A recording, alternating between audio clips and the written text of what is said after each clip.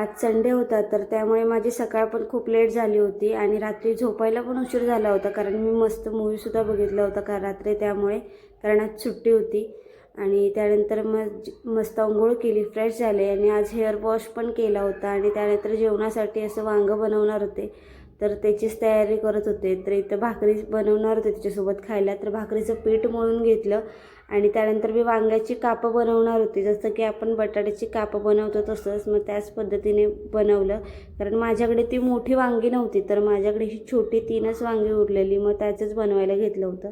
आणि त्याच्यामध्ये वांग्यामध्ये मीठ मसाला जसं आपलं लाल तिखट असतं तेच टाकून घेतलं आणि ती रव्यामध्ये चांगली फ्राय करून घ्यायची. तर माझी इथं भाकरीसुद्धा रेडी होती आणि नंतर ती भाकरीसोबत गरम गरम खायला खूप छान लागतात, क्रिस्पी अशी.